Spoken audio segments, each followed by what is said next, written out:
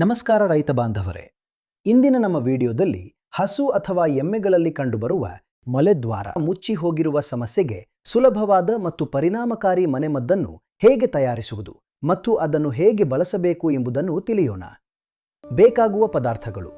ಈ ಮನೆಮದ್ದು ತಯಾರಿಸಲು ನಮಗೆ ಈ ವಸ್ತುಗಳು ಬೇಕು. ತಾಜಾ ಮತ್ತು ಶುಚಿಯಾದ ಒಂದು ಬೇವಿನ ಎಲೆಯ ಕಡ್ಡಿ, ಅರಿಶಿನ ಪುಡಿ, ಬೆಣ್ಣೆ ಅಥವಾ ತುಪ್ಪ. ತಯಾರಿಸುವ ವಿಧಾನ: ಮೊದಲಿಗೆ ಬೇವಿನ ಕಡ್ಡಿಯನ್ನು ಕೆಚ್ಚಲಿನ ಅಳತೆಗೆ ತಕ್ಕಂತೆ ಕತ್ತರಿಸಿಕೊಳ್ಳಿ, ಆದರೆ ಅದರ ತುದಿಯನ್ನು ಹಾಗೆಯೇ ಉಳಿಸಿಕೊಳ್ಳಿ. ಅರಿಶಿನ ಪುಡಿಯನ್ನು ಬೆಣ್ಣೆ ಅಥವಾ ತುಪ್ಪದೊಂದಿಗೆ ಮಿಶ್ರಣ ಮಾಡಿಕೊಳ್ಳಿ. ಈ ಮಿಶ್ರಣವನ್ನು ಬೇವಿನ ಕಡ್ಡಿಗೆ ಚೆನ್ನಾಗಿ ಹಚ್ಚಿಕೊಳ್ಳಿ. ಮುಚ್ಚಿ ಹೋಗಿರುವ ಮೊಲೆತೊಟ್ಟಿನ ರಂಧ್ರವನ್ನು ಚೆನ್ನಾಗಿ ಸ್ವಚ್ಛಗೊಳಿಸಿಕೊಳ್ಳಿ. ಔಷಧಿ ನೀಡುವ ಕ್ರಮ: ಮಿಶ್ರಣ ಸವರಿದ ಬೇವಿನ ಕಡ್ಡಿಯನ್ನು ಬಾಧಿತ ಮೊಲೆತೊಟ್ಟಿನ ಒಳಗೆ ನಿಧಾನವಾಗಿ ಸೇರಿಸಿ.